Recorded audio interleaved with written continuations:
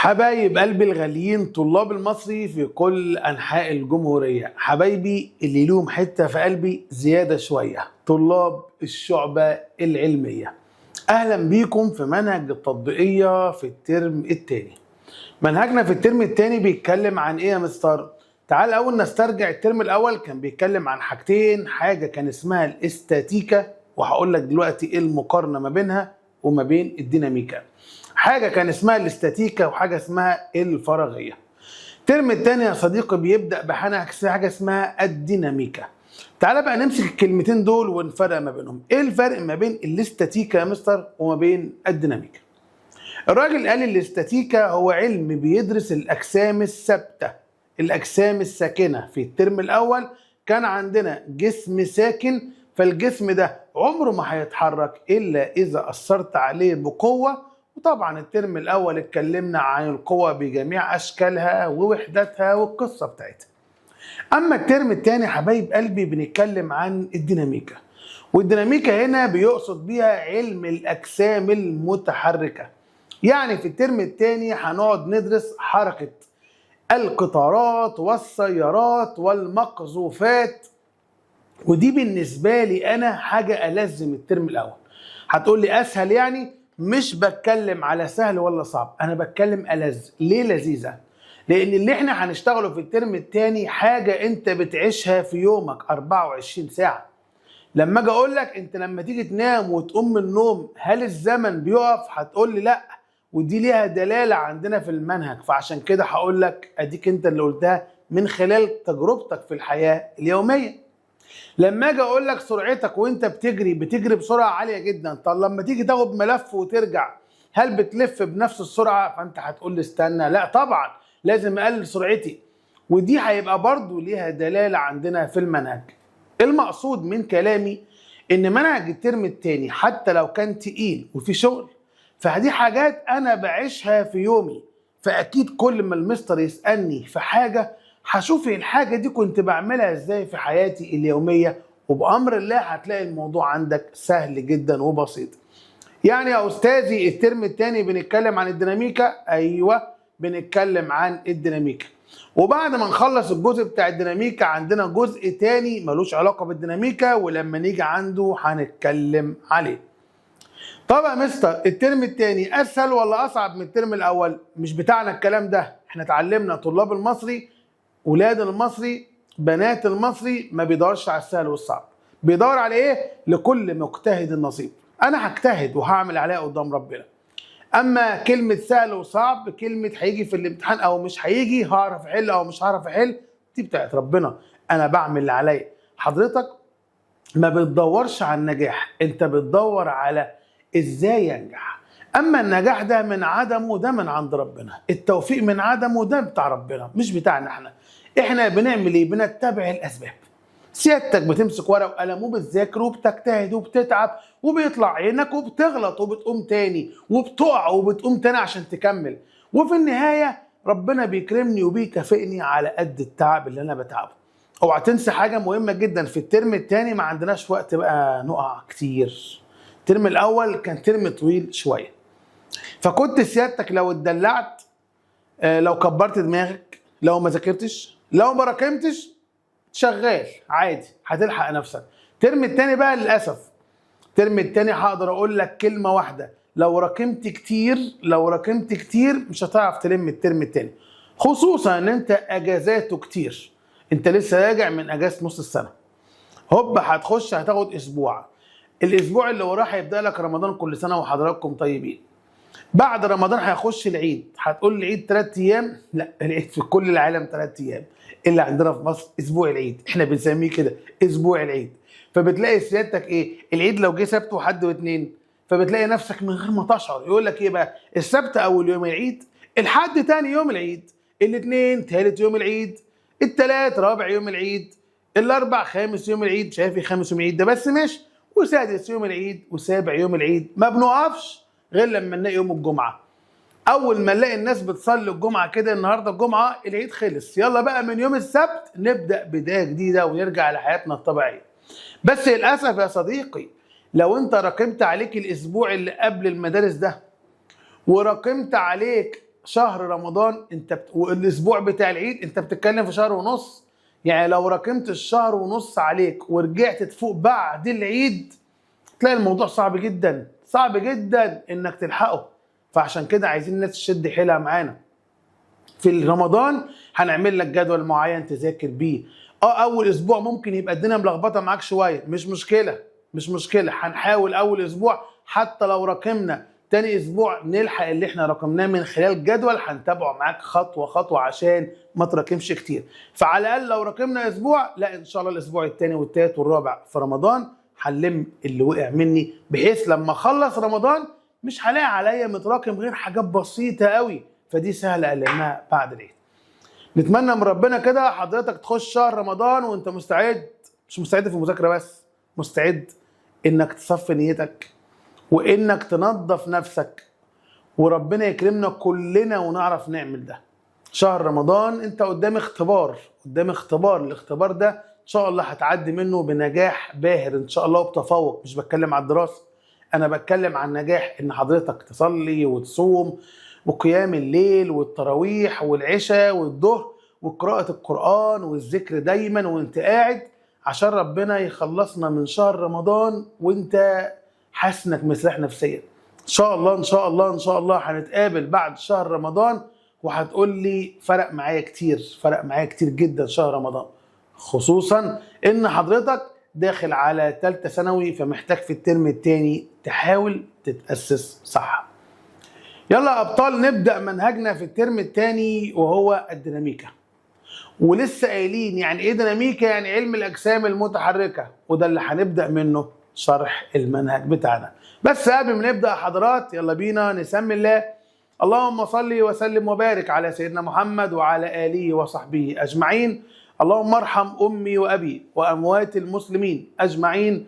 اللهم انصر إخواننا في السودان وفلسطين. اللهم انصر إخواننا في السودان وفلسطين وارحم موتاهم يا رب العالمين. اللهم عليك بالظالمين يا رب العالمين. يلا أبطال الشعبة العلمية اللي دايما قلت ليهم حتة زيادة في قلبي كده، بنحبهم عشان هم ناس غلابة عيني محط عليهم في المنهج كتير، بس أبطال واقفين ومكملين بأمر الله. زي ما احنا بدأنا زي ما هنختم كل حاجة في مكانها. عاملين لك نظام معين للمذاكرة ونظام للامتحانات ونظام للواجب. إن شاء الله هتستمتع معنا جدا جدا جدا الترم التاني. لسه قايل لك من شويه يا صديقي، اول حاجه بنتكلم عنها بنتكلم عن الديناميكا. والديناميكا يعني ايه؟ الديناميكا يعني علم الاجسام المتحركه. تعالى لي اجي لك ليه؟ بدام انت قلت علم الاجسام المتحركه يبقى احنا بنقول في حركه. لما نيجي نتكلم على الحركه يا باشمهندس يعني ايه حركه؟ قال لي ان الحركه هي تغيير مكان الجسم بتغيير الزمن. مش فاهم يا مستر؟ تعالى فهمها. انا واقف هنا وده بنسميه موضع البدايه، يعني لسه ما بداتش الحركه، دي النقطه اللي هبدا بيها حركتي. والله لو انا ما اتحركتش يبقى مفيش حركه حصلت، يبقى جسمي ثابت. اما لو جيت عملت كده، يبقى انا اتحركت. ايوه كلمه اتحركت دي عندنا علميا اسمها ايه؟ ان غيرت مكاني، كنت هنا بقيت هنا. والناس اللي مش بتشتغل بقى يقول لك ايه؟ وطالما غيرت مكاني يبقى الزمن اتغير. طالما غيرت مكاني ايوه يبقى الزمن اتغير. انا وانا واقف هنا مسكت الستوب واتش رحت جاي مشغله، كان كله صفر. لما عملت كده حتى لو خطوه واحده الستوب واتش عد، حتى لو عد ثانيه، المهم ان الزمن اشتغل. وطالما الزمن اشتغل يبقى مكاني اتغير بتغير الزمن. مكاني اتغير بتغير الزمن. حلو قوي. يبقى الحركه هي تغيير مكان الجسم بتغير مين؟ الزمن. وقلنا مكان الجسم يعني موضع، كنت هنا كان موضعي هنا بقى موضعي هنا. كلامك زي الفل. طب احنا لما اتحركنا كده، اتحركنا اهو خلاص المنهج بدأ. لما اتحركنا ايه اللي حصل؟ قطعنا مسافة وخدنا زمن. قطعنا مسافة وخدنا زمن. اثبت عند اول كلمة انت قلتها، هفصص كل حاجة. يبقى صلى على رسول الله عليه افضل الصلاة والسلام. بدأنا حكايتنا بتقول ان الديناميكا علم الاجسام المتحركه. فخدت كلمه متحركه، هو انت هتنشئي منين يا متحركه؟ قلت لك لما اغير مكاني، واكتشفنا ان تغيير مكان الجسم ده بيحدث بتغيير الايه؟ الزمن. وطالما اتحركنا من مكاننا يبقى في مسافه حصلت وزمن خدناه عشان نحدث المسافه دي. تعال نشوف اول كلمه قلناها، المسافه. لقينا كلمه مسافه اتكررت عندنا في المنهج مرتين، مسافه وازاحه. استاذي هو في فرق ما بين المسافه والازاحه؟ قال لي في فرق. ايه هو الفرق؟ تعالى لي وانا اقول لك. بص يا محترم وركز في اللي هقول لك عليه قوي قوي قوي قوي دلوقتي. لو حضرتك بدأت حركتك من عند النقطة دي، حلو الكلام؟ قال لي جميل. وبعدين نهيت حركتك عند النقطة دي، قال لي جميل. ربنا كرمني بعيل شقي بيلعب بعجلة، بقول له روح من عند ألف لغاية ب، هات لي حاجة معينة من عند ب وتعالى لي. قال لي حاضر. وعشان هو شقي ومعاه عجلة، قعد يلعب قعد يلعب قعد يلعب قعد يلعب، يعني ما راحش على طول بطريقة مباشرة. فقطع مسافة ولا ما قطعش؟ قطع مسافة. المسافة هتساوي ايه بقى؟ طول المسار اللي هو مشيه. يعني تعالى اقولها لك بطريقة تانية. المسافة دي هتلاقي واحد أول ما أنت تبدأ تتحرك واقف وماسك ورقة وقلم، فأنت بتقول له هتعمل إيه؟ قال لك مالكش دعوة، ما تشغلش دماغك بيا، اتحرك أنت وأنا هفضل ماشي وراك. تفضل ماشي ورايا ليه يعني؟ اتحرك وأنا أقول لك. قلت له حاضر. مشيت 2 متر، لقيته كتب 2 متر زائد 4 متر زائد 4 متر. مشيت كده 5 متر زائد 5 متر. بقول له أنت بتعمل إيه يا عم الحاج؟ قال لي ما هو أنا المسؤول عن المسافة. أنا المسؤول عن المسافة، وطالما أنا المسؤول عن المسافة يبقى هجمع كل حاجة، كل مسار أنت خدته هحسبه معايا. وده تعريف المسافة، طول المسار اللي أنت مشيته، طول المسار كله. والله رحت وقفت وجيت وعملت كده، أنا عمال أجمع زي العيل الرخم اللعبي اللي معاه عجلة وعمال يلعب بيها. بس خلي بالك انت بدأت من عند ألف وانتهيت عند ب، صح؟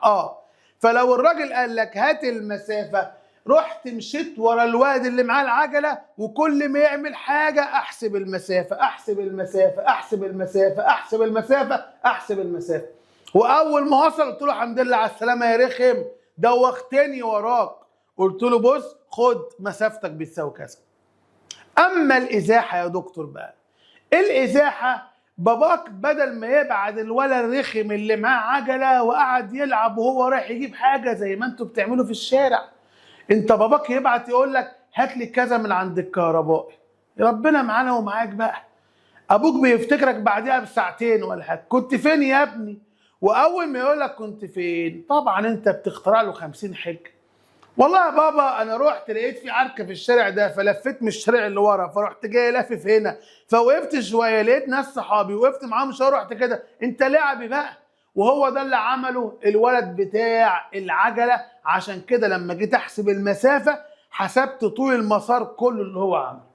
اما الازاحه، باباك راح جاي باعت اخوك كبير عشان عارف ان هو عاقل اعقل منك. تعالى يا حماده. نعم يا بابا. روح هات لي حاجه من عند الب، هات نفس الحاجه من عند الب عشان اشوف اخوك صادق ولا كذاب في الزمن اللي خده والمسافه اللي عملها. فانت عشان راجل عدل وجميل وحلو وامور، رحت جاي طالع من عند الف ماشي ماشي ماشي ماشي ماشي عدل. خدت بالك؟ ماشي عدل ماشي عدل، ما لعبتش، ما ضيعتش وقت، ما قعدتش تروح وتيجي، مشيت عدل ووصلت عند ب. فاول ما رجعت لباباك قال لك شفت الوقت اللي هو خده واللي انت خدته فرق ازاي؟ شفت المسافة اللي انت عملتها كانت كبيرة عشان انت قعدت تلعب، لكن هو ما خدش مسافة طويلة، خد اقصر مسافة. اسمع، خد اقصر مسافة بين نقطة البداية ونقطة النهاية، اقصر مسافة. واقصر مسافة دي يعني الخط المستقيم بين البداية والنهاية. المستقيم بالبدايه والنهايه. فالاتنين بقى واقفين قدامك، واحد عوج قاعد ياخد مكان كبير والتاني عدل. فعشان افرق ما بينهم قلت له انت خدت مسافه طول المسار كله، اما انت اللي خدت الشكل عدل، يبقى اللي خد العدل اقصر مسافه بين البدايه والنهايه ده اللي هنسميه ازاحه. يبقى الفرق ما بينهم المسافه طول المسار، المسافه طول المسار، اما الازاحه اقصر مسافه بين البدايه والنهايه عدل. يبقى دايما الازاحه بيكون خط مستقيم، اقصر مسافه تربط ما بين البدايه والايه والنهايه. فيجي اخويا حبيبي يقول لي يعني الفرق ما بينهم؟ طبعا فرقت اهي، بس ممكن الاتنين يساووا بعض في حاله واحده وهقول عليها كمان شويه. طب يا مستر عندي سؤال، خلاص يبقى عرفنا الرسمه الحمراء دي كده تعبر عن المسافه، ده طول المسار، اما الرسمه الزرقاء دي الخط العدل يعبر عن الايه الازاحه. وعايز اقول لك حاجه قبل ما اقلب، المسافه برمز لها بالرمز ف، والازاحه برمز لها بالرمز ف، بس الازاحه تعتبر كميه متجهه، وطالما تعتبر كميه متجهه يبقى ممكن احط عليها علامه متجه. مستر هو يعني ايه كميه متجهه وليها اخت الكميه متجهه؟ قال لك عندنا كميتين، حاجه اسمها كميه قياسيه وحاجه اسمها كميه متجهه. مين الفرق ما بينهم؟ الكميه القياسيه لا تتاثر بالاتجاه. يعني مثلا عندك الزمن، هو انت لو اتحركت من عندي دلوقتي وقلت لك روح مشوار، فانت بعد ما وصلت قلت لي انا خدت ساعتين، يبقى الزمن ساعتين. ما تقوليش بقى والله اصل انا كنت متعطل نص ساعه في السكه، الزمن مش هيقف لك، الزمن ما بيقفش. يعني معنى كلامك ان الزمن ما تاثرش بالاتجاه. لو انت رحت مره واحده او رحت ورجعت او رحت وقعدت شويه فكده كده الزمن شغال، وبالتالي الزمن لا يتاثر بالاتجاهات، وبالتالي الزمن كميه قياسيه.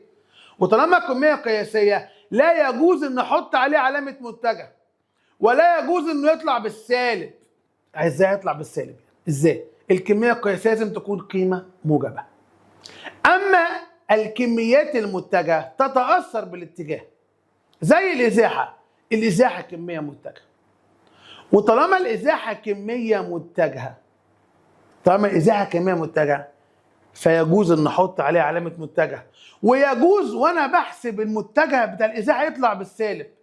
ما هو السالب دي معناها ان هو ماشي مثلا في عكس الاتجاه، شغال عادي. طب حاجه زي السرعه مثلا، ودي هنتكلم عنها كمان شويه، هل السرعه كميه قياسيه ولا متجهه؟ تعال نشوف نسالها. هو انت يا سرعه تتاثري بالاتجاه ولا لا؟ احنا قلنا من شويه وانت ماشي بسرعه معينه، انا ماشي بسرعه 50 مثلا، لما اقابل ملف، هل الملف هاخده بنفس سرعتي ولا لازم اقلل السرعه؟ لا الطبيعي لازم اقلل السرعه. حلو، يبقى عند تغيير الاتجاه السرعه اتغيرت ولا ما اتغيرتش؟ اتغيرت، جميل. يبقى السرعه تتاثر بالاتجاه، يبقى السرعه كميه متجهه، يبقى يجوز ان نحط عليها علامه متجه، وكمان ممكن تطلع سالب في بعض المسائل. انا الله اعلم ايه المسائل، لسه هنحل كمان شويه، بس انا بقول لك ممكن تطلع سالب في بعض الايه المسائل. يبقى هنا عرفنا الفرق ما بين المسافه والايه والازاحه.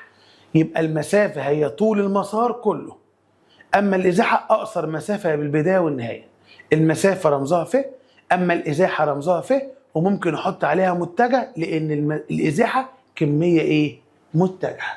جه بعد كده قال لي ازاي احدد ازاحه جسم تعيين تام. تعيين تام يعني مقدار واتجاه، زي المحصله تعيينا تاما في الترم الاول، يعني مقدار وايه واتجاه. فالراجل قال لك تحدد مقدار الازاحه وهو البعد بين البدايه والنهايه، ودي قلناها خلاص دي قلناها. يبقى عشان احدد مقدار الازاحه هي بكام، يعني لازم اجيب اقصر مسافه بالبدايه والايه والنهايه. اما اتجاه الازاحه بجيبه ازاي؟ هو اتجاه حركه الجسم من الموضع الابتدائي الى الموضع النهائي. ايوه ما طبيعي، ما انا عشان اجيب اقصر مسافه بين البدايه والنهايه يبقى هنا الاتجاه بتاعي يبقى من البدايه للنهايه. حلو الكلام، قال لك جميل. اوعى تنسى المسافه هي طول المسار الفعلي الذي قطعه الجسم. ركز بقى في المعلومه اللي جايه دي كده، عشان اللي جاي ده مهم قوي. هنا بيقول لي مقدار الازاحه بيكون اقل من او يساوي المسافه. مش فاهمها دي. يعني يا باشا لو انا عايز اقارن ما بين المسافه والازاحه، عايز احط بينها علامه اكبر من او اصغر من شويه واحنا بنلعب، الواد اللي بيلعب ده قاعد يطلع وينزل يطلع وينزل، قال لك بس المسافه بتمشي بطول المسار كله، اما الازاحه دايركت على طول من بدايه للنهايه. يبقى واضح ان المسافه بتكون اكبر. المسافه بتكون اكبر، يبقى المسافه لازم تكون اكبر من مين؟ من الازاحه، الا في حاله واحده، ودي اللي انا قلت هقولها لك كمان شويه. ايه الحاله الواحده دي بقى؟ لو اخوك اللعب ده خد حته علقه من ابوك، وتاني مره ابوك قال له روح هات لي حاجه من عند البيت، فمشي زي ما انت مشيت عدل، يبقى لو كانت حركه الجسم في خط مستقيم يعني ما لعبش. لو حركه الجسم في خط مستقيم في الحاله دي بس المسافه هتساوي الازاحه. يعني ما لعبتش والله اهو، رحت عملت زي ما اخويا حماده ما عمل، هو راح على طول بطريقه مباشره للبيه، وانا كمان رحت على طول بطريقه مباشره للبيه. وعشان كده لازم اقول ان المسافه اكبر من او تساوي الازاحه. يعني ممكن المسافه تساوي الايه؟ الازاحه. فالمسافه هتساوي الازاحه في حاله واحده فقط، اذا كان حركه الجسم في مسار مستقيم. ودي الجمله الثانيه، قال لك يتساوى مقدار ازاحه مع مقدار المسافه لجسم عندما يتحرك في خط ايه؟ مستقيم. الحاجه الثالثه اللي عايز اقولها بقى، لو انا خدت عربيتي ورحت مشاوير طول النهار ورجعت ركنت العربية في نفس المكان، ده معناه ان الجسم رجع لنفس نقطة البداية.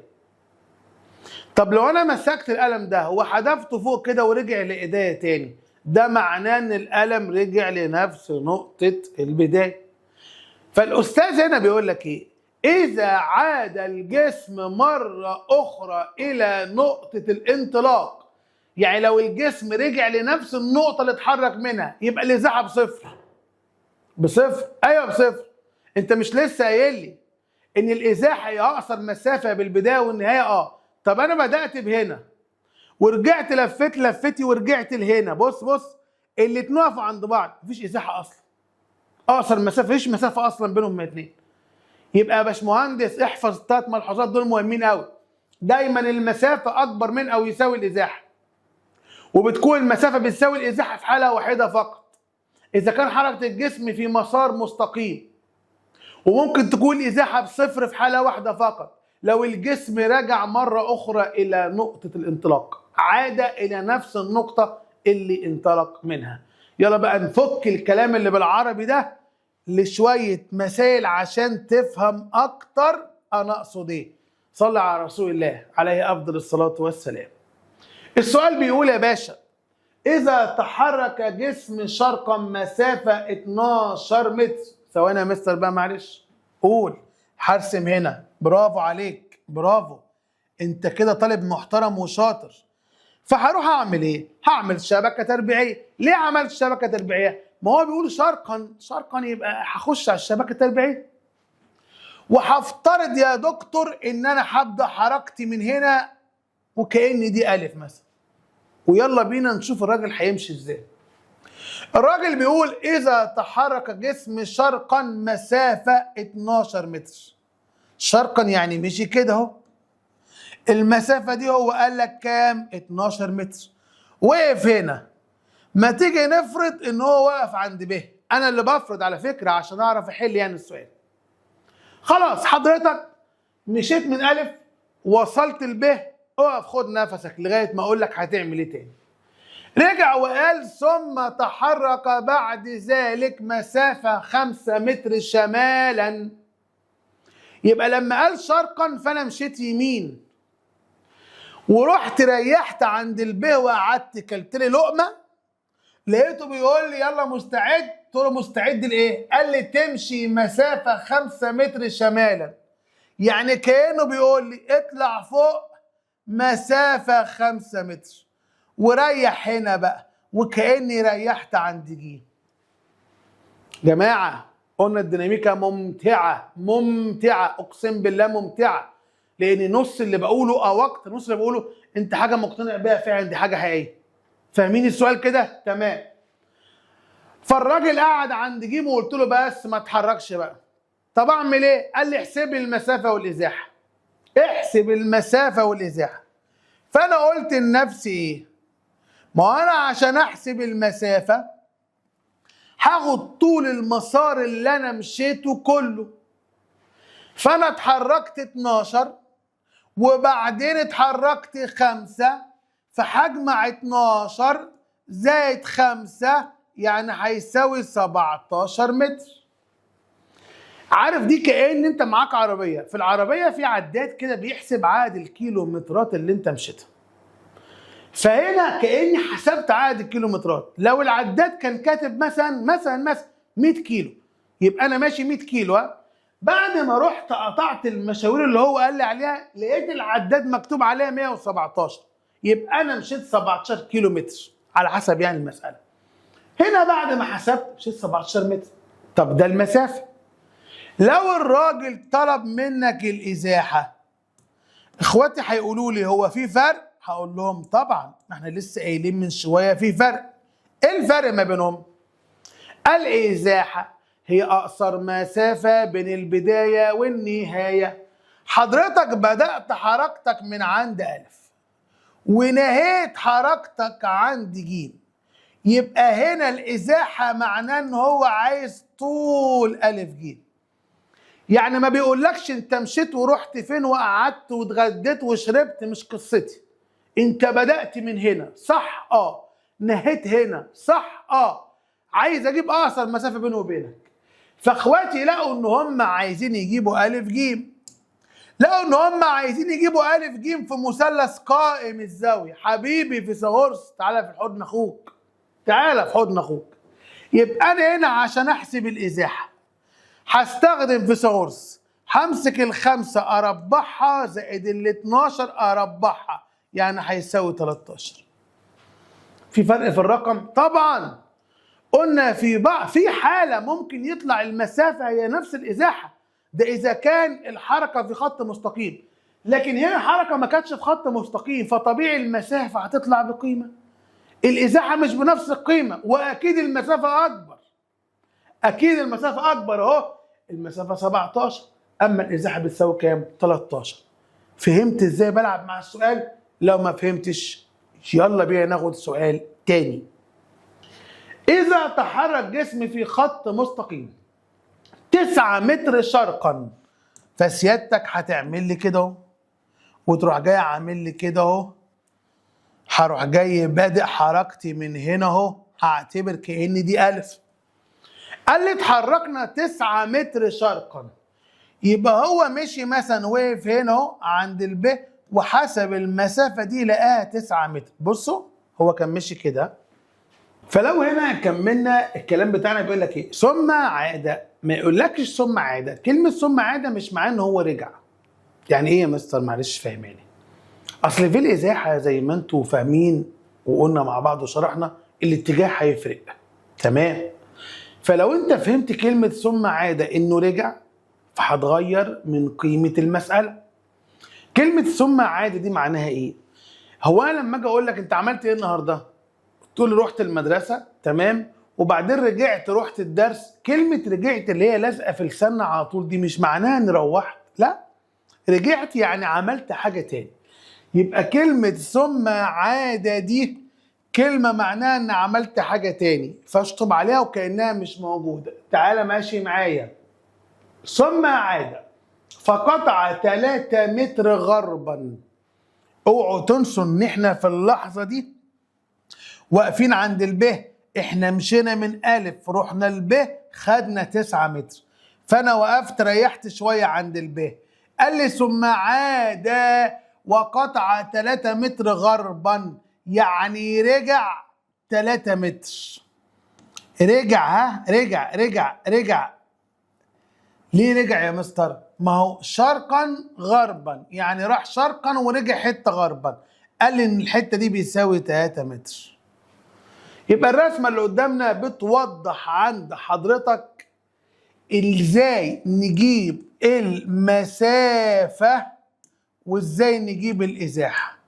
يلا نجيب المسافه الاول. قلنا المسافه هي طول المسار اللي انت عملته. انت مشيت 9 وبعدين مشيت 3، طلعوا ب 12 متر. شرقا بقى، غربا، شمالا، جنوبا، المسافة ما بتشغلش دماغها بالاتجاهات. أما الإزاحة تشغل دماغها. الإزاحة تعرفها إيه؟ معلش وبعيد الكلمة دي كتير. أقصر مسافة بين البداية والنهاية. يبقى هستأذنك معلش، أنت كانت بدايتك مين؟ ألف. كانت بدايتك ألف. ونهايتك مين؟ جيم. نهايتك جيم، ماليش دعوه انت رحت فين ورجعت، ماليش فيه. انت بدايتك الف ونهايتك جيم. يبقى انا عايز احسب الحته دي، والحته دي عشان احسبها همسك التسعه ناقص 3. يبقى 9 ناقص 3، لان انا رحت 9 ورجعت 3، فتبقى الحته دي بتساوي كام؟ 6. يبقى خدنا بالنا من الاتجاهات عشان دي مهمه جدا جدا جدا. يعني في فرق؟ في فرق. بالله عليكم ركزوا. بصوا تاني، هشرح لكم دلوقتي حاجة مهمة خلي بالك منها عشان تعرف تفرق الحاجات اللي هقول لك عليها دي. لما اجي اقول لك في الامتحان من نقطة ألف تحرك شخص إلى نقطة ب مسافة 10 متر مثلا، ادي 10 متر، ثم في نفس الاتجاه، يعني هو لما مشي كان مشي كده، ثم في نفس الاتجاه يعني مشي كده برضه، تحرك إلى نقطة ج مسافة 2 متر. في الشكل اللي فوق ده لو طلب منك المسافة وطلب منك الإزاحة، قول له في الحالة دي هيساووا بعض. هيساووا بعض ليه؟ عشان الحركة كانت في خط مستقيم. أيوه صح. بص ايه اللي حصل؟ رحت 10 وبعديها رحت 2، يبقى المسافة ب 12. طب الإزاحة برضه ب 12. طب مستر لحظة معلش، الإزاحة هنا ب 12 ليه؟ لأن احنا بدايتنا كان عند ألف ونهايتنا كانت عند ج، فعشان أجيب المسافة دي كلها أو الإزاحة دي كلها لقيت نفسي مشيت 12 متر. لكن بصوا الفرق بقى. لو انا قلت لك تحرك شخص من نقطة ألف متجها لب مسافة 10 متر، يبقى هو مشي كده اهو المسافة 10 متر، ثم تحرك مسافة 4 متر في الاتجاه المضاد. الاتجاه المضاد يعني رجع فاستقر عند ج مثلا، بس لما رجع حتة 4 متر. فلما يطلب منك هنا المسافة والإزاحة، لا هنا هيختلفوا بقى. المسافة هنا مشي 10 ومشي 4 يبقى 14 متر. قلنا المسافة ما بترحمش، اجمع على طول يا باشا، اجمع على طول. أما الإزاحة هي المسافة بين البداية والنهاية. أنا بدايتي كانت ألف ونهايتي كانت ج، يبقى أنا عايز أجيب الحتة دي. الحتة دي بتساوي ايه؟ 10 شلت منها 4 يبقى هيساوي 6 أمتار. يبقى هنا لو الاتجاه اتغير في تغيير في قيمة الإزاحة زي اللي حصل في السؤال اللي فات ده، قال لك شرقا وبعدين غربا. عايزين بقى نعلي الفكرة تاني، يعني عايز اخد حاجة أكبر شوية فيها فكرة شوية. قال ايه؟ قذفت كرة لأعلى فوصلت إلى ارتفاع 3 متر. هنا مش همشي بقى يمين وشمال، هنا الأعلى يعني فوق وتحت. فأنا هعتبر نفسي إن أنا واقف على سطح الأرض أهو. أنا الشخص اللي واقف هنا أهو، حدفت كرة لفوق، والكرة اللي فوق دي حدفتها مسافة 3 متر أهو قدام عينيك، ماشي. فالطبيعي إن الكرة لما تيجي عند ال 3 متر خلاص هتقف. هو انا لما امسك قلم واحدفه فوق ما هو اكيد خلاص بيقف، اكيد مش هيفضل ماشي على طول. المهم الراجل قال ايه؟ ثم عادت الى نقطة القصف. يعني الكرة دي وقفت لحظة ورجعت تاني في ايد الشخص نفسه، واكيد لما رجعت تاني رجعت نفس ال3 متر اللي هي طلعتهم. ما هي المسافة اللي بياخدها الجسم في الصعود هي نفس المسافة في الهبوط طالما الجسم رجع إلى نقطة القصف. يعني لو أنا عملت كده كده، لو طلع 2 متر أكيد نزل 2 متر، مش هرجع في نفس النقطة. فهنا الراجل بيقول لك إيه؟ عايز المسافة وعايز الإزاحة. طبعا المسافة أنا مش حافظها، بس اللي متأكد منه طالما طلع 3 ونزل 3 يبقى المسافة بتساوي 6 متر. أما الإزاحة لا دي حافظها 0. مش تصبر يا عم؟ طب اصبر اصبر، طب نفكر. مش هفكر. طب ليه بس؟ ليه بتقول مش هفكر؟ حبيبي لأن الراجل بيقول لك ثم عاد إلى نقطة القذف مرة أخرى، ودي خدناها في الملحوظات. طالما الجسم عاد إلى نقطة القذف دائما الإزاحة بتساوي 0. لو الجسم عاد إلى نقطة الانطلاق دائما الإزاحة بتساوي 0.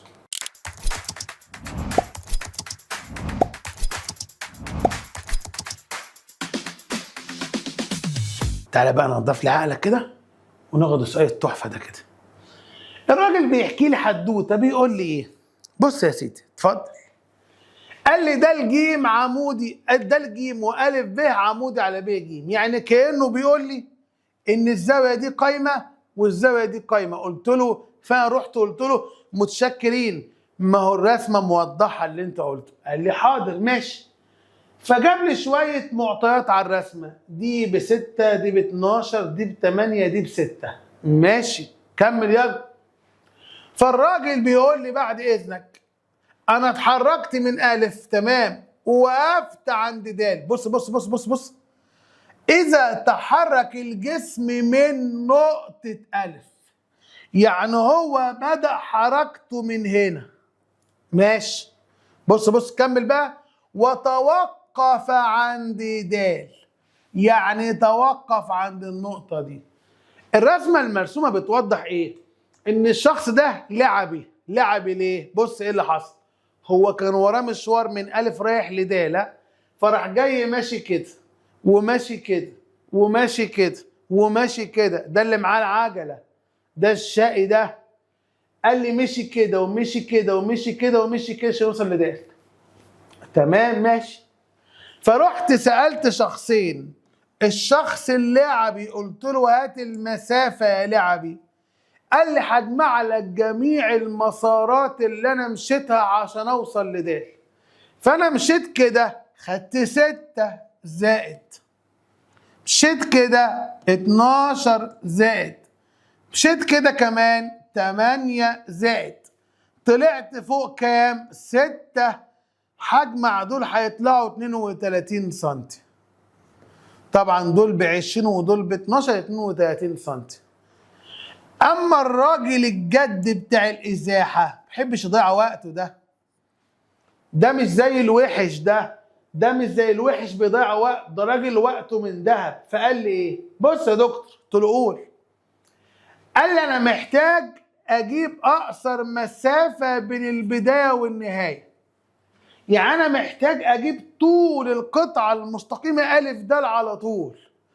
فلسه بقول في صغار حبيب اخوك تعالى. قال لي اتقل عليا بس اصبر. قلت له ايه؟ قال لي احنا هنقسم السؤال ده جزئين، هحل دي لوحدها ودي لوحدها. من الحته اللي تحت هجيب الف ه، يعني هروح اجيب الف ه عن طريق فيثاغورس. ان انا هربع ال 12 ادي 12 تربيع زائد 6 تربيع. وهروح من الرسمه اللي فوق اجيب ه د. ما هو دلوقتي عايز اجيب الف د. الف د عباره عن قطعتين الف ه وه د. جبت الف ه لوحدها عن طريق فيثاغورس، وهجيب الف ه د عن طريق فيثاغورس. ادي 6 تربيع زائد 8 تربيع. طبعا دول ب10 ودي هتطلع بكام؟ تعال نشوف. ادي جذر 12/144 زائد 36 اضغط يساوي 6 جذر 5. ادي 6 جذر 5. يبقى انا عشان اجيب الازاحه كلها هجمع القطعتين دول مع بعض. اذا الازاحه المقطوعه 10 زائد 6 جذر 5. تروح جاي سيادتك عامل لي كده يا باشا 6 جذر 5 مكتوبه، اجمعها زائد 10 بيساوي، هو ده الناتج. او تضغط لي اس دي عشان نجيب الناتج رقم 10. طبعا هنا طلع ايه؟ 23.4 بالتقريب يعني. ادي 23.4 متر بالتقريب. يبقى نفس الفكره تقريبا ونفس الكلام تقريبا، بس زودت عليه ايه؟ ان انا استخدمت فيثاغورس كام مره؟ مرتين. خد السؤال الجاي، سؤال تحفه. بيقول لي مضمار للسباق. يعني ايه مضمار للسباق؟ الناس اللي بتتفرج على كوره او اللي ما بيتفرجش بيروح نادي عادي يعني، اي ملعب بيكون المستطيل الاخضر اللي هم بيلعبوا فيه كوره وبعض الالعاب، المستطيل الاخضر، وبيكون فيه باقي التراك اللي حواليه. ايه التراك ده بقى؟ بيكون المستطيل اللي انت قلت عليه، وبيكون فيه نص دايره من هنا ونص دايره من هنا. يعني ده الشكل بتاعه. ده كده بيبقى حدود الملعب تقريبا اللي هم بيلعبوا فيه. والحته دي والحته دي بيكون حته بيجروا فيها الناس ويكملوا. يعني المضمار بتاع السباق عباره عن ايه؟ عباره عن مستطيل في النص، وطالما الحته اللي تحت دي ب 48 يبقى اكيد اللي فوق هتكون ب 48. ما هو دي قد دي. ماشي. ودي بتكون عباره عن نصف دايره ودي نصف دايره. تعال نشوف سؤالنا بيقول ايه بقى. بيقول المضمار طوله بالكامل 140، يعني كل ده 140 على بعضه كله. بيتقسم لايه؟ قال لي هو انت مش واخد بالك ان الحته دي 48؟ ايوه دي 48. رجع وقال وهو يتكون من نصف دائره وقطعتان مستقيمتان. دول القطعتين اللي هو بيتكلم عليهم. يبقى الراجل يقصد ان دي نصف دايره ودي نصف دايره، يعني لو انا خدتهم وركبتهم على بعض يعملوا دايره. يعملوا ايه؟ دايره. الكلمه دي هحتاجها مهم. جميل. حضرتك عايز ايه بقى؟ قال لي عايز المسافه او الازاحه بين الف وب. هو بيقول لي ان الراجل المتسابق ده اتحرك من الف وصل لب. يبقى انا عايز ايه؟ قال لي عايز المسافه والازاحه. يا عم اديني الازاحه بس، مش عايز المسافه، هات الازاحه بس. فسيادتك هتقول لي يبقى انت عايز الحته دي. استنى، انت ليه قلت عايز الحته دي؟ لان انت قلت عايز الازاحه، والازاحه هي اقصر مسافه بين البدايه والنهايه، فهوصل قطعه مستقيمه بين الف وب. طب انا عشان اجيب القطعه دي هستخدم فيثاغورس، صح، بس عشان استخدم فيثاغورس لازم يكون معايا كام ضلع؟ 2. الضلع ده وده معروف ب 48، الضلع ده ما اعرفوش. تعالوا اقول لك حاجه حلوه قوي بقى. عارف مين الضلع ده؟ الضلع ده هو قطر الدايره. هتقول لا لا لا استنى، ده نصف قطر. بص حماده بقى، حماده العبيطه يقول لك استنى، نصف قطر. ده نصف قطر. يقول لك مش دي نصف دايره؟ لا والنبي يا كتكوت يا امور يا امور. الله اكبر عليك، الله اكبر عليك. خايف عليك من الحسد والله يا حماده. هو انت فكرك عشان دي نصف دايره يبقى ده نصف قطر؟ لا، ده قطر يا حبيبي، ده قطر كامل يا بابا. ده قطر كامل يا بابا. اجيبه من هنا ولا من هنا هتفرق معاك في ايه؟ فهروح اقول له ايه بقى وانا بحل السؤال ده؟ ان طول المضمار نفسه كله يعني بيساوي ايه؟ بيساوي الحتتين دول مجموعين على بعض اللي هم 48 زائد 48، او ممكن كنت اعمل حركه ثانيه اقول 2 في 48. صح يعني، كل حاجه صح. يبقى المضمار كله عباره عن الحته دي زائد الحته دي زائد الدايره زائد طول الدايره. بص بص بص بص، طول الدايره، وطول الدايره هو محيطها اللي هو عندي في الرياضه ب2 باي نق. الله، استنى بقى مستر كده واحده واحده عليا. شيل الكلام ده وقول تاني كده، نقول تاني. هو الراجل عاطيك الطول كله بتاع المضمار كام؟ 140. يبقى انا طريقه حل في السؤال ده هستخدم الطول كله هو 140. هتساوي طول الدايره نفسها اللي هي 2 باي نق زائد الحتتين دول، والحتتين دول يعني 2 في 48. الطول هشيله واحط 140. الاتنين باي نق ايدك ما تلمسهاش زائد 2 في 48 ب 96. يلا طلع دي بعكس الاشاره. ال 140 اللي بره ناقص 96 هيساوي 44. ال 44 دي بتساوي ايه؟ 2 باي نق. شايفك وسامعك يا اللي بتقول هقسم، انا دلوقتي عايز اجيب النق. ها، شايفك وسامعك يا اللي بتقول هقسم على 2 باي. غلط. هو انا عايز اجيب الحته دي اللي هي تعادل مين؟ القطر. ما هي القطر يا باشا يعني 2 نق. الناس بتوع الترم الاول بقى الاستاتيكا والفراغيه، القطر يعني 2 نق، يعني عايز الاتنين تفضل قاعده والنق تفضل قاعده. يبقى استاذنك تقسم لي على باي بس، تقسم لي على باي بس. يبقى هنا 2 نق اللي انا عايزها بقى بيساوي، هقسم 44 ادي 44 على شيفت اكس اللي هي باي، اضغط يساوي، طلع تقريبا 14.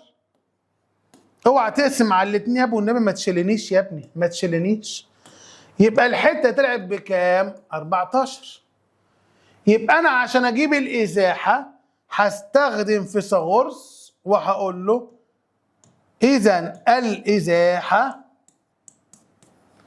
يساوي هربع ال 14 زائد مربع ال 48 عشان ده يعتبر القطر يعني، واللي هيطلع هو ده الازاحه. ادي جذر، افتح قوس 14 تربيع، ايه ده؟ دي جذر او معلش جذر، افتح قوس 14 تربيع زائد افتح قوس 48 تربيع، اطلع بره اضغط يساوي، طلع 50. يبقى الازاحه تقريبا هيساوي 50. فهمت يا باشا؟ تمام. الازاحه كده خلاص كله تحت السيطره في الازاحه، كلامك زي الفل. يعني نخش على النوع الثاني من الاسئله. يبقى كده اتعلمنا ازاي نجيب الازاحه من اي حكايه بيحكيها، وخدنا حكايات كتير والحمد لله والشكر لله ظبطناها كلها. تعال بقى اعلمك تجيب الازاحه من حاجه ثانيه. ايه الحاجه الثانيه؟ هيديني علاقه، العلاقه دي تسمى متجه الموضع. يعني ايه متجه الموضع؟ يعني ايه متجه الموضع؟ يعني ايه متجه الموضع؟ برمز له بايه؟ ره متجه ثابت، ده بامر الله ثابت. فالسؤال هيجي في الامتحان يقول لك ايه؟ اذا كان متجه الموضع يعين من العلاقه ره متجه، الره متجه دي ثابته، ويجيب لك شويه حاجات بقى. ن زائد 2 في س 3 ن ناقص 2 في ص، حيث ان س وص هما متجهي الوحده الاساسيين. فكك يعني. عايز متجه الايه؟ الازاحه. بص صلى على النبي عليه افضل الصلاه والسلام. هعلمك الطريقه بالتفصيل الممل، هعلمك الطريقه بالتفصيل الممل قوي، وبعدين اقول لك كمان شويه طريقه تحل بيها السؤال بسرعه. بس معلش لازم تتعلم الطريقه بالتفصيل الممل. الطريقه بالتفصيل الممل اللي بتقول لك ايه؟ هو انت لو واقف هنا لسه ما اتحركناش عند الف، بيكون الزمن بكام؟ بصفر. ليه الزمن بصفر؟ لسه ما اتحركناش، مش انت اللي قلت ما اتحركناش؟ يبقى قبل بدايه الحركه الزمن يكون بصفر. خلاص جميل ماشي.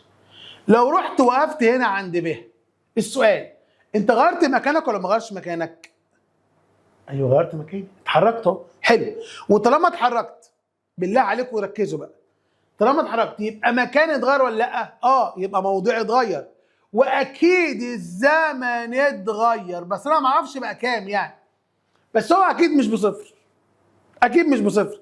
يبقى اللي احنا متاكدين منه دلوقتي قبل بدايه الحركه الزمن يكون بصفر، وبعد الحركه بزمن معين الزمن اكيد مش بصفر، ما اعرفش هو بكام. فلما انا اجي اطلب منك المسافه دي، فسيادتك المفروض تعمل ايه؟ تجيب مكاني فين بعد الحركة ناقص. يعني مثلا لو أنا هنا كنت عند الكيلو 3 يبقى أنا كنت واقف عند الكيلو 3 قبل ما أتحرك. أقف خلاص. وصلت للكيلو 10 بعد ما اتحركت. يبقى المفروض لما أجي أقول لك احسب المسافة دي تقول لي طب بص، هقول لك نعم. هقول لك أنا عايز مكاني بعد الزمن المعين ده، وعايز مكاني قبل ما اتحرك يعني عند الزمن بصفر، واطرحهم ناقص بعض. يعني انا رحت عند ال10 كنت عند 3، رحت عند ال10 كنت عند 3، يبقى المسافه اللي انا خدتها 7 اللي هو بيتكلم عنها. تعال اقول لك الكلام ده هنطبقه ازاي في السؤال ده بقى. هتروح تحفظ لي القانون ده يا باشمهندس. القانون بيقول ان فه متجه ده هو متجه الازاحه هيساوي ر، يعني مكاني بعد ما اتحركت ناقص ر صفر. الر صفر يعني مكاني قبل ما اتحرك، يعني مكاني عندما كان الزمن بصفر. ر ده متجه النهايه، ر صفر ده المتجه اللي انا بدات بيه البدايه بتاعتي. طب انا هجيب ر صفر منين؟ ما انت هتروح تقول لي ر صفر، همسك العلاقه اللي هو عطاها لي واعوض عن كل نون بصفر. ما هو ر صفر معناها ايه؟ متجه الموضع عندما يكون الزمن بصفر، اللي هي قبل بدايه الحركه. يعني نعوض النون بصفر شيلها تبقى كام؟ 2 ومالكش دعوه بالسين، زائد 3 في نون 3 في صفر بصفر يبقى -2، تروح جاي عامل لي -2 ومالكش دعوه بالصاد. يبقى اصبح ان ر صفر شلت اي نون.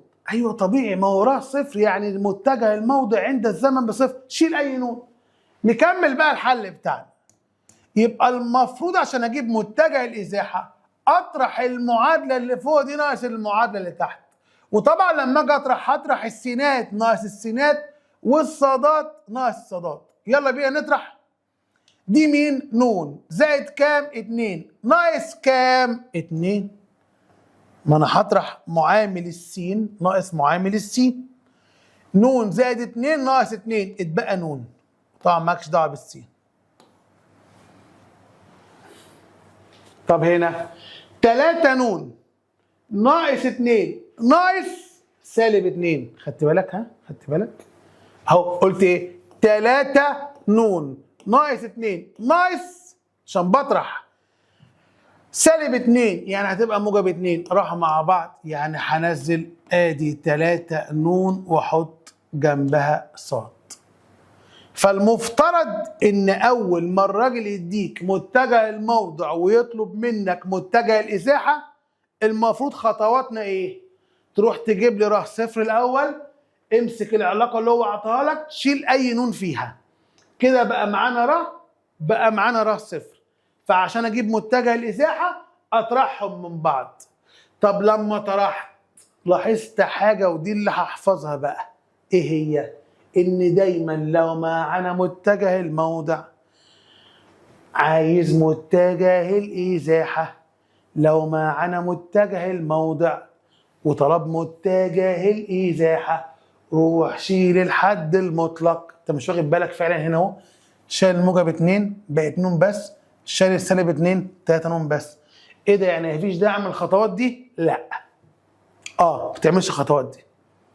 يعني اول ما يطلب منك متجه الازاحه ويديك متجه الموضع روح شيل الحد المطلق. يلا بقى نكمل. هنا اول مطلوب بيقول لي عايز متجه الازاحه، ما احنا جبناه خلاص اهو، نون س زائد 3 نون ص.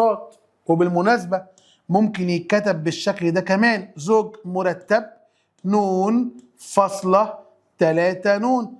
ما انتوا كلكم ناس شطار وعارفين ان المتجه اما بيتكتب على شكل زوج مرتب او بدلاله س وص. فلو لقيت في الاختيارات المنظر ده اختاروا المنظر ده، اختاروا. ده كان المطلوب الاول. المطلوب الثاني بيقول لي ايه؟ عايز معيار الازاحه الحادثه عند اللحظه نون بتساوي 4. يعني كانه بيقول لك شيل النون وحط مكانها 4. هنا ولا هنا؟ مش تفرق. تعالى هنا مثلا. فالمفروض سيادتك تقول له ايه يا باشا؟ ان متجه الازاحه يساوي النون باربعه، شيل النون دي وحط مكانها 4، حط جنبها س زائد 3 في 4 ب 12 وحط جنبها ص. بس استنوا استنوا استنوا استنوا، في حفره هنا اتحفرت لك. انت هنا ربنا يبارك لك جبت متجه الازاحه، اما لو قال لك ثم اوجد متجه الازاحه عند النون باربعه، يبقى روح في المتجه اللي انت جبته حالا عوض عن كل نون باربعه. حصل.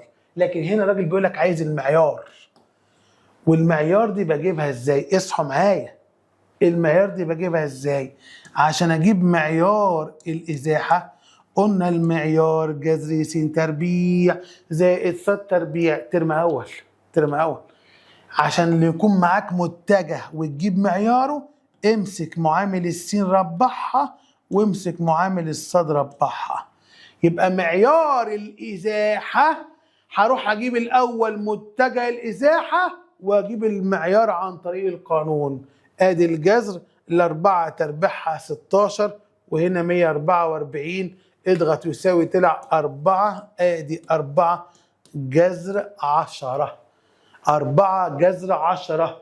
طب مستر عايز سؤال تاني. عيون المستر، لو الراجل قال لك في الامتحان إذا كان متجه الموضع يعطى من العلاقة ادي 3 نون زائد 5، راح جاي كاتب لي هنا جنبها س زائد ادي 4 نون ناقص 3 وكاتب لي هنا ص. مين اللي مكتوب ده يا باشا؟ ده متجه الموضع اللي هو بيجيبه في السؤال. طلب منك هنا 3 طلبات. يلا اول طلب ايه هو؟ قال لي اوجد متجه الازاحه بس وسكت. فانا عشان شاطر ومذاكر هقول له ايه؟ لو عايزين متجه الازاحه عن طريق متجه الموضع يبقى نشيل الحد المطلق. لو عايز متجه الازاحه عن طريق متجه الموضع يبقى نشيل الحد المطلق. عايز تحط قوس حط، مش عايز ما تحطش. وهنا 4 نون صاد، يعني كل حكايه بشيل دول. طب تاني مطلوب طلبه مني، عين متجه الازاحه عند اللحظه نون بواحد. عند اللحظه نون بواحد، عند اللحظه، او خليها بص بقى عند اللحظه نون باتنين مثلا. فسيادتك هتروح جاي ماسك متجه الازاحه اللي انت لسه جايبه وتعوض عن كل نون باتنين. 3 في 2 ب6 س، اوعى تقول 6 نون ها. 4 في 2 ب8 ص. فلو في الاختيارات جاب لك 6 س زائد 8 ص اختارها. لو ما جابها لكش ممكن تختار الاختيار ده، فيه متجه بيساوي 6 و8. الله اكبر عليك، صح. طب المطلوب التالت بقى يا باشا، المطلوب التالت قال لي عايز معيار الازاحه عند اللحظه نون بواحد.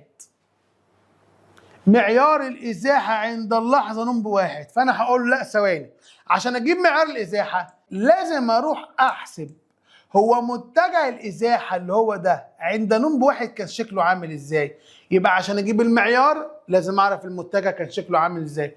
طبعا 3 في 1 ب3 واحط س، 4 في 1 ادي 4 واحط ص. طب انا عشان اجيب المعيار، طبعا دي علامه المعيار يا حبايبي، العلامه دي كده خطين خطين علامه المعيار. القانون بتاعي بيقول جذر س تربيع اللي هو 3 تربيع زائد ص تربيع اللي هو 4 تربيع، يعني هيساوي 5. ودي كده الازاحه بتاعتنا. يبقى كده فصصنا الازاحه وعرفنا ايه الفرق ما بينها وما بين المسافه بالتفصيل. الله يبارك لك، ركز بقى في دي.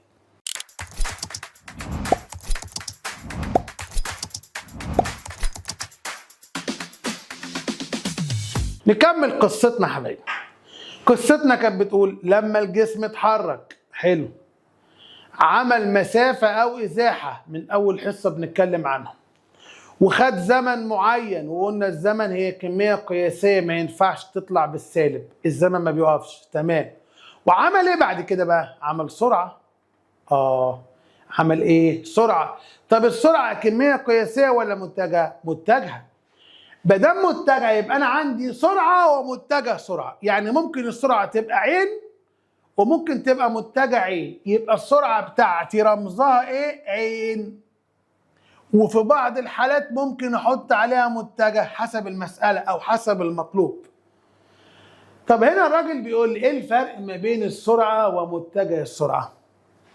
قال لي متجه السرعه هي كميه متجهه تعبر عن المعدل الزمني للتغير في موضع الجسم التي تتحرك بها الجسم، وهو الاتجاه في حركه الجسم. هتقول لي معلش بقى الكلام ده معناه ايه؟ الكلام ده معناه ايه؟ بص، هي كميه متجهه، حلو، ده لو قال لك متجه السرعه تعبر عن المعدل الزمني للتغير في موضع الجسم. يعني ايه؟ يعني التغير في وضع الجسم مع التغير في الزمن. ايوه طبيعي. يعني انت لما مكان اتغير من هنا لهنا فزمن اتغير من الساعه كذا للساعه كذا، يبقى سيادتك لما تقسم التغير في الايه؟ في المكان، في الازاحه، على التغير في الزمن، ما هو التغير في موضع الجسم هجيب منه الازاحه، على التغير في الزمن ده متجه الموضع. اما السرعه هي كميه قياسيه تعبر عن متجه السرعه، ما بقسمش بقى ولا كذا على كذا ولا بحسب التغير اصلا. يبقى تاني لو قال لك مين هي السرعه، كلكم حافظين من زمان ان السرعه بتساوي ف على ن. ف على ن حافظين في العلوم من احنا في ثانيه اعدادي كده. عين بتساوي مين على مين؟ ف على ن. ما هو العين دي بقى لما احط عليها متجه مش هقول ف على ن، هقول التغير في المسافه على التغير في الزمن، التغير في الازاحه على التغير في الزمن. ده اللي بنسميه متجه الموضع، متجه السرعه. اما السرعه هي كميه قياسيه، يعني السرعه هي كميه قياسيه لازم احط وراها وحده. وحده ايه بقى؟ لا يا سيدي ما تحفظ، ممكن يبقى متر لكل ثانيه، ممكن يبقى كيلو متر لكل ساعه، ممكن يبقى سنتيمتر لكل دقيقه، ملهاش حاجه معينه عندنا. استنوا بقى، عشان كده دخلنا في تفصيله مهمه. هنا دخلنا في تفصيله مهمه، تفصيله مهمه جدا جدا جدا جدا. الوحدات في الترم الاول قلنا في الاستاتيكا ما عندكش فرق بين وحدات، ما تحولش حاجه. اما في الديناميكا للاسف لازم عشان اشتغل بحاجه في السؤال يكونوا كلهم من نفس الوحدات المعينه اللي موجوده معانا. فتعالى يا دكتور نتعرف دلوقتي ايه الفرق ما بين الوحدات بتاعتنا. اول حاجه عشان نفهم القصه بتاعتنا ماشيه ازاي، اصحى شوف الازاحه او المسافه وحدتها ايه، الزمن وحدته ايه، وبالتالي هنستنتج السرعه وحدتها ايه. يلا بينا نشوف ايه الوحدات بتاعتنا.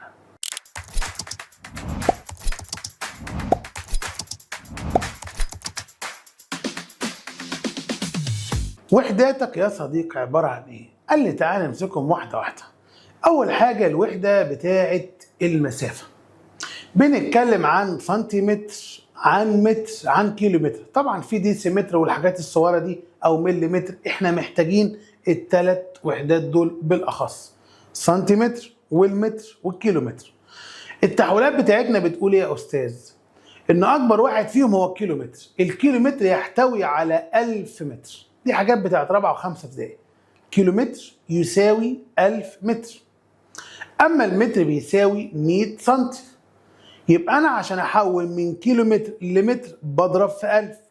ودي اكتر حاجه بتلخبطكم من زمان، التحويل من حاجه كبيره لحاجه صغيره بضرب، التحويل من حاجه كبيره لحاجه صغيره بضرب.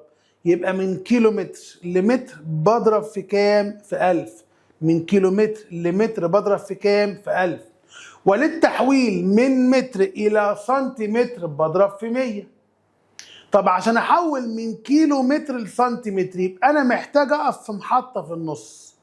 فعشان احول يا دكتور من كيلو متر الى متر قلنا بنضرب في 1000، لان الكيلو متر ده بيحتوي على 1000 متر. فلما اجي احول من كيلو متر لسنتيمتر محتاج محطه بقى. المحطه دي هتبقى عباره عن ايه؟ هي المتر. عشان احول من كيلو متر لمتر بضرب في 1000، وعشان احول من متر لسنتي بضرب في 100. فالمفروض ان سيادتك تحفظ لي ان التحويل من كيلو متر لسنتيمتر هضرب في 100,000 اللي هي ما تعادل 10 أس 5. خدتوا الكلام ده في العلوم انتوا والفيزياء، ان 10 أس 5 يعني واحد قدامها 5 اصفار اللي هي 100,000. يبقى اول تحويله يا ريت نحفظها مع بعض، للتحويل من كيلو متر الى متر بضرب في 1000، ومن متر لسنتي بضرب في 100، اما من كيلو متر لسنتيمتر بضرب في 100,000. دي تحويله الايه؟ القياس بتاع الطول. اما لما نيجي نتكلم عن الزمن، الزمن عندي ايه؟ ساعه، تمام، دقيقه، تمام، ثانيه، مفيش غيرهم. طب انا عشان اتكلم عن الكبير والصغير، اكبرهم هي الساعه واصغرهم هي الثانيه، اما اللي في النص هي الدقيقه. وكلكم حافظين من زمان ان الساعه تحتوي على 60 دقيقه. يبقى انا لما عاوز احول من ساعه لدقيقه بضرب في كام؟ في 60. والدقيقه بتحتوي على 60 ثانيه. يبقى عشان احول من دقيقه لثانيه هضرب برضه في كام؟ في 60. اما عشان احول من ساعه الى ثانيه فدي محتاج فيها محطه في النص. المحطه هي مين؟ هي الدقيقه. يبقى من ساعة لدقيقة هضرب في 60، من دقيقة لثانية هضرب في 60. 60 في 60 ب 3600 أو 60 تربيع براحتك يعني. صلى على رسول الله عليه أفضل الصلاة والسلام. يبقى أنا كده عندي تحويلتين، ركز في التحويلتين دول عشان نعرف نحل بيهم اهو. الأطوال، عندي حاجة اسمها كيلو متر، وعندي حاجة اسمها متر، وعندي حاجة اسمها سنتيمتر. دول أكتر حاجة بحتاجها. قلنا الكيلو متر يحتوي على 1000 متر، المتر يحتوي على 100 سنتي، أما السنتيمتر ده أصغر وحدة فيهم. طبعا بتحتوي على 10 ديسيمتر، مش موضوعنا. يعني أنت هتلاقي في الورقة دي كده فيش مكتوب شوية حاجات. السنتيمتر بيساوي 10 مليمتر. أنا مش محتاج الحاجات دي، مش محتاجها، مش بيحتاجها في الامتحان. طب عشان أحول الأطوال دي بنعمل إيه؟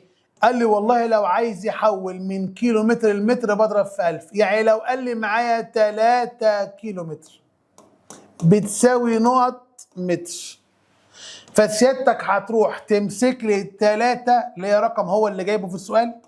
عايز احول من كيلو متر لمتر هضرب في 1000، يعني هيساوي 3000 بس. ده الصح. طب لو الراجل قال لي لو انا معايا 2 متر، قلت له حاضر. قال لي يا ترى بتساوي كام سنتيمتر؟ قلت له عيوني، الاتنين نزلها زي ما هي، وعشان احول من متر لسنتي بضرب في 100. 2 في 100 هتساوي 200 سنتيمتر. طب لو الراجل قال لي معايا 2 كيلو متر، ماشي، يا ترى بتساوي كام سنتيمتر؟ فانا هقول له عشان احول من كيلومتر لسنتيمتر محتاج محطة في النص.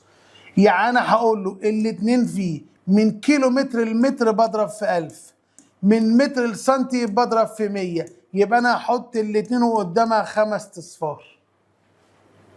تمام كده؟ تمام. بس عايزكم تركزوا في حاجه بقى. كلنا خدنا بالنا من التحويل من الكبير لصغير بضرب، من الصغير لكبير بقسم. يعني لو جه قال لي في الامتحان انا معايا 5000 متر بيساوي نقط كيلو متر، هتروح تعمل لي شرطة كسر. استنى، ليه؟ ما بص بقى عشان ما يزعلش من بعض. اول ما الاقيك بتطلب مني حول من حاجة صغيرة لحاجة كبيرة هعمل شرطة كسر، لاني هقسم. اول ما الاقيك تطلب تحول من حاجة صغيرة لحاجة كبيرة انا هقسم، يبقى هعمل شرطة كسر. يبقى هكتب ال 5000 بتوعنا للتحويل من متر لكيلو متر. يبقى عايز احول من صغير لكبير، مش بضرب في 1000، بقسم على 1000. فكلمة اسم على 1000 يبقى ال1000 اتحط تحت مش فوق. فدول لو قسمناهم مع بعض هيطلع بيساوي 5 كيلو متر. تمام؟ قال لي تمام. صلى على رسول الله عليه افضل الصلاه والسلام. كده خلصنا مين؟ وحدات الاطوال، سنتيمتر، متر، كيلو متر. طب وحدات الزمن، عندي حاجه اسمها ساعه، والساعه بتساوي 60 دقيقه. وعندي حاجه اسمها دقيقه، والدقيقه بيساوي 60 ثانيه. طب سؤالها بيجي ازاي؟ تعالى معايا. هيجي يقول لحضرتك 2 ساعة بيساوي نقط دقيقة. الدال هو اختصار لكلمة دقيقة. يبقى هضرب 2 في، انت قلت هضرب ليه؟ عشان بحول من كبير لصغير، يبقى هضرب في كام؟ هضرب في 60. يعني القيمة دي هتساوي 120 دقيقة. جميل قوي قوي قوي. طب لو الراجل قال لي معايا 3 دقايق، 3 دقايق يا ترى بتساوي كام ثانية؟ حرف الس ده يرمز للثانية. هنزل التلاتة، بحول من كبير لصغير، يبقى هضرب في كام؟ 60 برضه، يعني هيطلع 180 ثانية. أما لو الراجل قال لك معايا 20 دقيقة، يا ترى بيساوي كام ساعة؟ فسيادتك هتعمل شرطة كسر. ليه؟ لأن أنت عودتنا يا مستر من صغير لكبير بقسم. فهكتب ال20، مادام هقول من دقيقة لساعة يعني من صغير لكبير، يبقى هقسم على كام؟ على 60، لأن الساعة فيها 60 دقيقة. فلما أقسم دول على الآلة هيطلع تلت ساعة. طب لو الراجل قال لحضرتك، اسمعوا الحتة اللي جاية دي مهمة أوي بقى. أنا معايا 2 ساعة، يا ترى بتساوي كام ثانية؟ فانت هتنزل لي 2 من ساعة لثانية، يعني من كبير لصغير، يعني هضرب. بس ركزوا معايا، دي من ساعة لثانية دي المسافة بعيدة قوي، لازم يكون في محطة في النص، المحطة دي هي دقيقة. فمن ساعة لدقيقة هضرب في 60، من دقيقة لثانية هضرب في 60، يبقى أنا كأني هضرب الاتنين في 3600، واللي هيطلع أحط جنبه ثانية. طبعا العكس، لو عايز يحول من ثانية لساعة بقسم على 3600. صلى على رسول الله عليه أفضل الصلاة والسلام. صح بقى، عشان الجزء ده أهم جزء في الحصة كلها. حضرتك من شوية قلت لي إن السرعة اللي احنا طرفنا عليها من شوية بيساوي الفرق في المسافة على الفرق في الزمن. وبالتالي لما أطلب من إخواتي يحفظوا معايا المثلث ده، المثلث ده يا دكاترة عبارة عن مثلث يحتوي على ف فوق، وهنا احط عين وهنا احط نون، او اقلبهم براحتك. المثلث ده بيكسبني 3 قوانين. اول قانون، لو انت عايز الحاجة اللي انت عايزها خبيها، يعني لو انت عايز اضرب عين في نون. طب لو عايز العين اقسم فيها على نون. طب لو عايز النون اقسم فيها على عين. طبعا هي المسافة او الازاحة حسب المسائل، يعني حسب مسائل هتتحل. اما العين هي السرعة. طب السرعة ولا متجه السرعة؟ حسب المسائل اللي هتتحل. اما النون هو الزمن، ده مش حسب المسائل، الزمن واحد في كل المسائل لانها كمية قياسية. اما كمية متجهة فمنها ومنها. العين كمية متجهة فمنها ومنها. لما اقول لك هات السرعة يبقى دي كمية قياسية، لكن ساعات هطلب منك كمان شوية اوجد متجه السرعة، يبقى دي كمية متجهة. طب ركز بقى معايا، احنا كده عرفنا وحدة الأطوال سنتيمتر، متر، كيلو متر. وحدة الزمن ثانية، دقيقة، ساعة. طب وحدة السرعة بتساوي ايه؟ الراجل قال لي هو انت مش واخد بالك ان احنا قسمنا عشان نجيب السرعة، قسمنا الأطوال على الزمن، صح؟ يبقى وحدة السرعة يا باشا اما تبقى كيلو متر على الساعة. العلامة المالية دي معناها على، كأني قسمت، يعني قسمت وحدة الأطوال على وحدة الزمن. كيلو متر على مين؟ الساعة. أو ممكن تقول متر لكل ثانية، أو متر لكل دقيقة، أو سنتيمتر لكل دقيقة أو سنتيمتر لكل ثانية، يعني مش حاجة محفوظة. اللي أنا متأكد منه إن أنا عشان أستنتج وحدة السرعة لازم أقسم وحدة الأطوال على وحدة الزمن. كيلومتر لكل ساعة طبعا صعب يجي كيلومتر لكل دقيقة، يعني ما فيش جسم بيمشي كيلومتر في الدقيقة، يعني صعب، يعني صعب. هنا هقول متر لكل ثانية، متر لكل دقيقة، سنتيمتر لكل دقيقة عادي. طب برضه انت ما قلتش الوحدة بتساوي ايه؟ انا قلت لك اهو. طب التحويلات بقى هي دي اللي انتوا ايه مش عارف بتستصعبوها ليه؟ بتخافوا منها ليه؟ تعال يا حبيب قلبي نقول مع بعض كده. لو انا معايا كيلو متر لكل ساعة وعايز احولها الى متر لكل ثانية، ودي من اشهر التحويلات. اخواتي هيقولوا لي هنعمل شرطة كسر، ربنا يبارك لك، صح. ليه هعمل شرط كسر هنا بقى وانا مغمض؟ لان معايا ضرب واسم. ضرب واسم، ايوه معايا بسط ومقام، معايا بسط ومقام. اسأل نفسك سؤال، سيبك من التحويل على بعضها. انت عايز تحول من كيلو متر لمتر، يعني خلينا ماسكين البسط لوحده والمقام لوحده. هنا عايز تحول من كيلو متر لمتر ومن ساعة لثانية. نمسك كل تحويلة بقى. من كيلو متر لمتر هضرب في كام؟ في 1000. يبقى تحط ال1000 فوق. طب ليه حطيناها فوق؟ عشان التحويلة دي موجودة في البسط. تحويلة الكيلومتر على الساعة، الكيلومتر فوق والمتر فوق، يبقى ال1000 فوق. انزل لي تحت عشان نحول المقام. من ساعة لثانية يبقى 60 في 60. هضرب دول على الآلة هيطلع 5 على 18. الرقم ده يتحفظ. يتحفظ؟ يتحفظ اهو. انا عايز اقسم شرطة كسر، ادي 1000 فوق على 60 في 60 اللي هي 3600. اطلع فوق واعمل يساوي، طلع 5 على 18.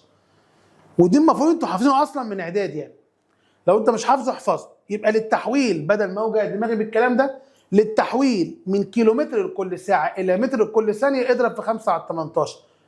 تيجي بالمرة نعكس بقى. يعني ايه؟ لو قال لك عايز احول من متر لكل ثانية الى كيلو متر لكل ساعة، اضرب. واحد يقول لي مش المفروض اقسم عشان من صغير لكبير؟ ما انا هضرب في مقلوب التحويلة دي. مش عيب انك تفهم واحفظ، يعني اعمل الاثنين ما تحفظش بس. يبقى للتحويل من كيلو متر لكل ساعة لمتر لكل ثانية اضرب في 5 على 18. قلنا اشهر تحويلة عندي في الديناميكا.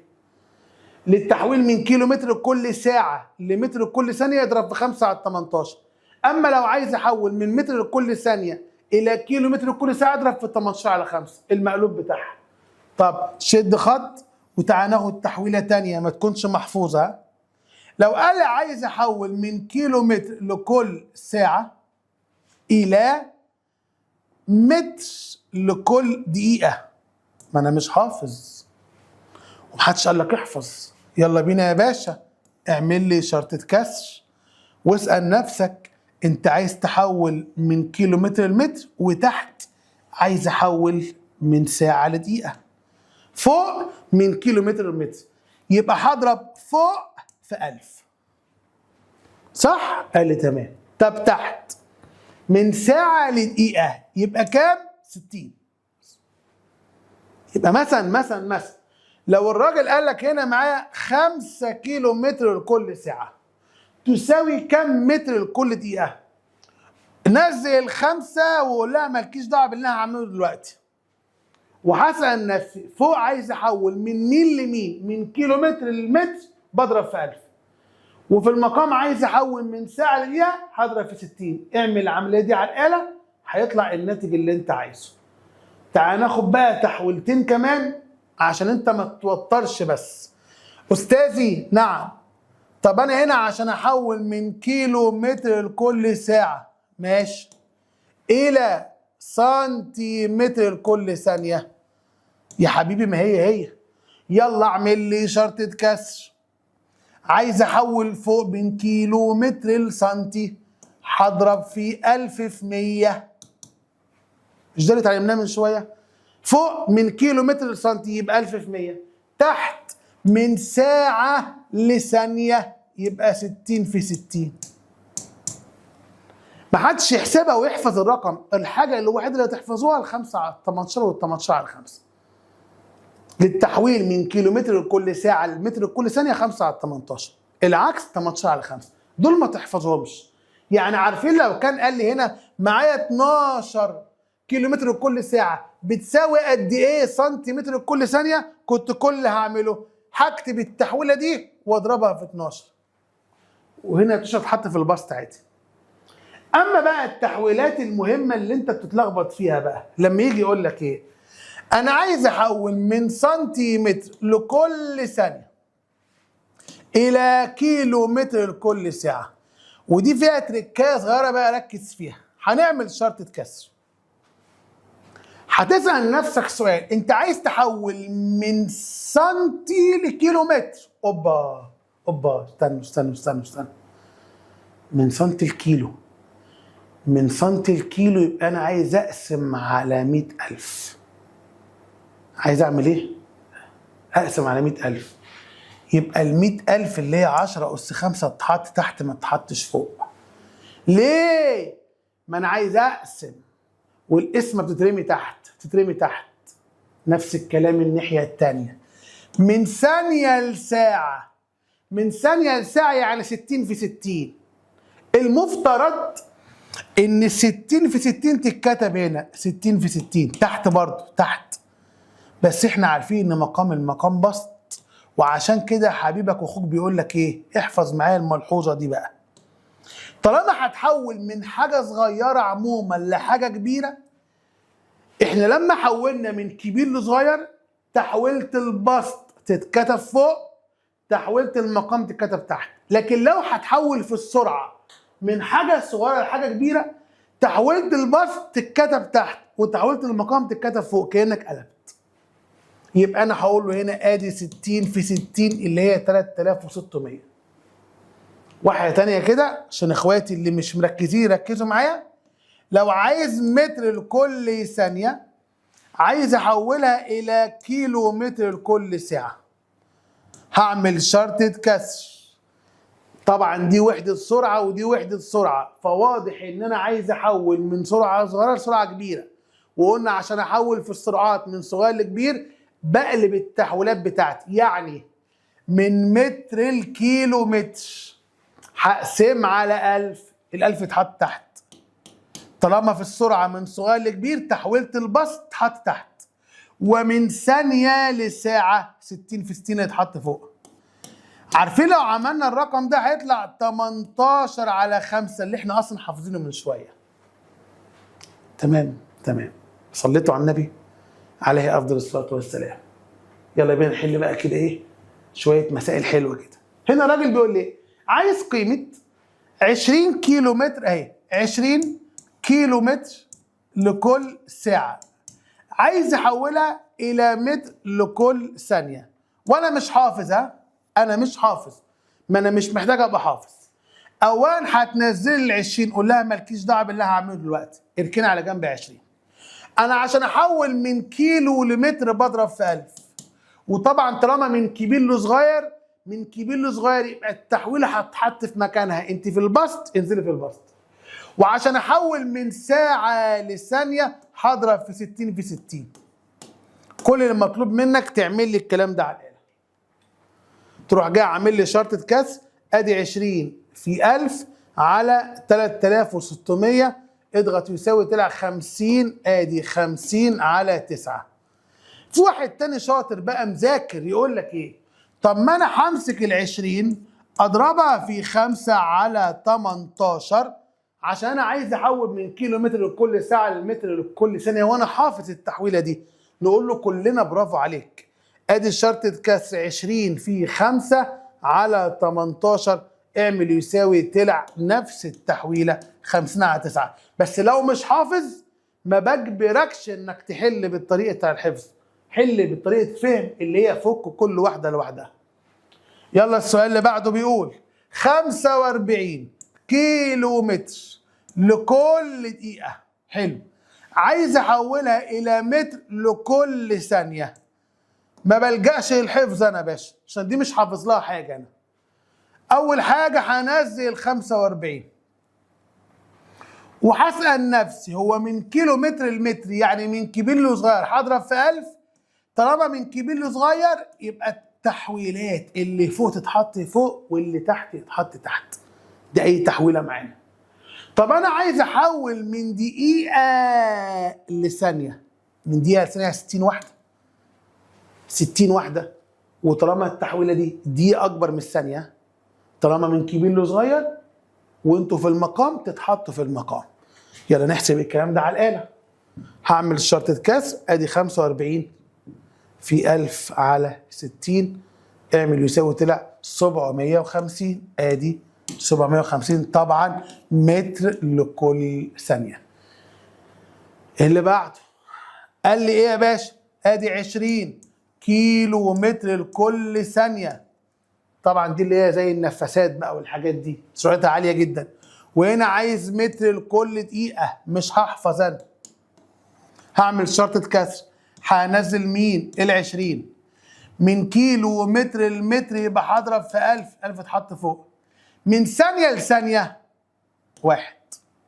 مش هعمل حاجة يعني من ثانية، هي الثانية فضلت زي ما هي ثانية، يبقى هنضرب دول في بعض يعني هيطلع 20,000. أو ممكن يكتب لك 2 في 10 أس 4.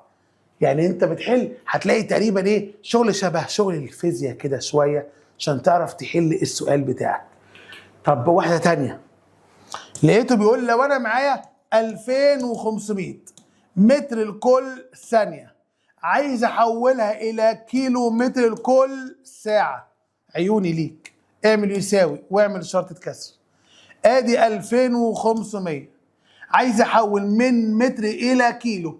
من متر الى كيلو يعني من صغير لكبير. وفي السرعات لما اجي احول من صغير لكبير تحويلة البسط بتتكتب في المقام. تحويلة المقام بتتكتب في البسط. يبقى من متر الكيلو هقسم على 1000، يبقى 1000 يتكتب تحت. من ثانية لساعة 60 في 60 يتكتبوا فوق. يجي واحد فيكم شاطر يقول لي طب ما انا عندي حل احلى. اؤمر. عشان احول من متر لكل ثانيه لكيلو متر لكل ساعه هضرب في 18 على 5. ما انت محفظها لي، برافو عليك. بس انا هعتبر اني مش حافظ يعني. يلا بينا نشوف الحل. هعمل شرطة كسر، ادي 2500 في 3600 على 1000 اعمل يساوي طلع 9000. طب هنا لو عملت شرط كسر ادي 2500 في 18 على 5 هيساوي 9000. يبقى في الحالتين 9000 بتوعنا هو نفس الناتج. بكده اخواتي وحبايبي نكون خلصنا الكلام عن الازاحه والزمن والسرعه، وعرفنا الفرق ما بين الازاحه والمسافه، وعرفنا وحده الاطوال ووحده الزمن ووحده السرعات. كده خلصنا الجزء الاول في حصتنا. يلا بينا اجهز معايا عشان نشوف الجزء الثاني وهو الكلام عن السرعه المتوسطه. اشوفكم على خير.